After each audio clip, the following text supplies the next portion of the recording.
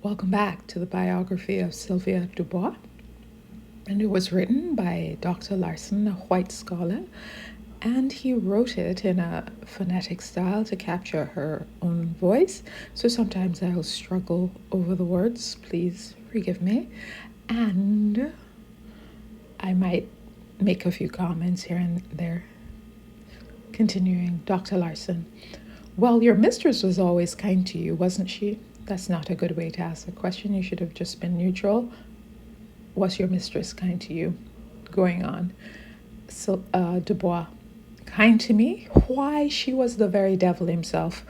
Why, she'd level me with everything she could get hold of. Club, stick of wood, thongs, fire, shovel, knife, axe, hatchet, anything that was handiest. And then she was so damn quick about it too. I tell you, if I intended to sack her, I made sure to be off. I was. Don't know what that means.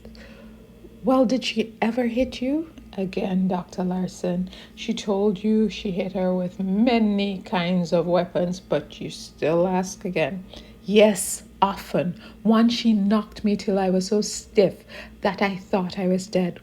Once after that, because I was a little sassy, and she leveled me with a fire shovel and broke my pat. She thought I was dead then, but I wasn't. Broke your pat?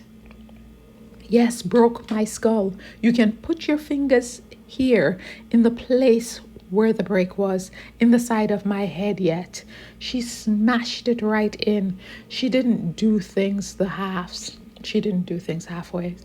Hereupon I examined Sylvia's head and found that at some time long ago the skull had been broken and depressed for a space not less than 3 inches, that the depressed fragment had not been elevated as surgeons now do, and that in consequence there is to this day a depression in which I can bury a large part of the index finger. Upon her head I found numerous other scars, most of which Sylvia says are the results of wounds inflicted by her mistress, but she says some of them are not. These are, according to her tell, the results of wounds incurred during other wars waged after she gained her freedom. For in the struggle for life, Sylvia incurred many a combat, and although she always came out from the field victorious, sometimes she didn't come out unscathed. In her fights, it is said she engaged alike man or woman, black or white, beast or bird, anything but God or devil. According to her tell, she cared but little for fist or foot, but sometimes when they came down upon her with wood and steel, she did wince a little. But woe to the combatant that dared to resort to those unfair implements of war, and best even with these that could only wound her, just enough to exasperate her, to do justice to the occasion. For when rigged for a fist fight, never enough stood before her, nor gathered around her to discomfort her or to keep her upon the sod. She would win the fights. Respecting her prowess, Sylvia's testimony is not all that I have gathered. Different men whose venerable looks show that they are old enough to remember scenes that they had witnessed 60 or 70 years ago tell me that they've seen Sylvia in battle many a time, and that her courage and her ability was always adequate to any emergency. However, tradition states that Sylvia was neither quarrelsome nor aggressive. On the contrary, she was decidedly a peacemaker, and some of the most noteworthy feats were accomplished when suppressing a row or parting combatants. Indeed, her presence often prevented a fight, because if the fight began contrary to her will, oftentimes she to make them more obedient in the future had to terrify others over a quarrelsome or pugilistic nature, would severely whip both the combatants. So she was beating them to prevent them from fighting. Nor was she less likely to interfere in cases where there was a free fight. In cases in which from 5 to 10 were in a fight, Sylvia has often been known to wade in to seize wherever handhold was easiest and to throw one N-word in one direction and another in another direction until the last fellow was hurled from the arena of fight. And often she was threw them with such force that they dashed upon the ground, unfitted them for further action or for returning to the battle. Such feats ongoing to her great size and greater strength she accomplished with ease. So Sylvia was said to be 5'10" and usually was about 200 pounds, which was big for that time. And she would return from such scenes in utmost composure. So she'd just whip somebody's butt and then she'd just come back real calm, like, that was a good day at work. Well, Sylvia, what did your master say about such as was done by your mistress? Say? Why, he knew how passionate she was. He saw her kick me in the stomach one day so badly that he interfered. I was not grown up then. I was too young to stand such. He didn't tell her so when I was by, but I've heard him tell her when they thought I was not listening that she was too severe and that such work would not do. She'd kill me next. Well, did his remonstrating with her make her any better?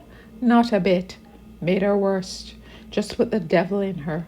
And then just as soon as he was out over the way, if I was a little sassy or a little neglectful, I would catch hell again. But I fixed her. I paid her up for all her spunk. I made up my mind that when I grew up, I would do it. And when I had a good chance, when some of her grand company was around, I fixed her. Well, what did you do? I knocked her down and blame near killed her.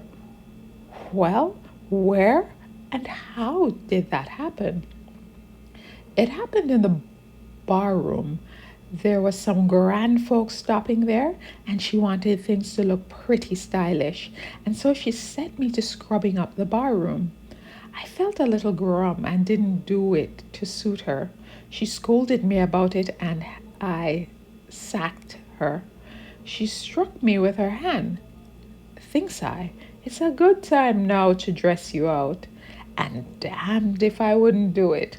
I set down my tools and squared for a fight. The first whack, I struck her a hell of a blow with my fist. I didn't knock her out entirely through the panels over the door, but her landing against the door made a terrible smash, and I hurt her so badly that all were frightened out of their wits. I didn't know myself, but that I'd killed the old devil. Were there anyone in the barroom then? It was full of folks. Some of them were Jersey folks. Others were going from lake countries home to visit their friends. Some were drovers, and there was to the west, and some were hunters and boatmen staying a while to rest. What did they do when they saw you knock your mistress down? Do? Why, they were going to take her part, of course, but I just sat down the slop bucket and straightened up and smacked my fist at them and told them to wade in if they dared. And I would trash every devil of them.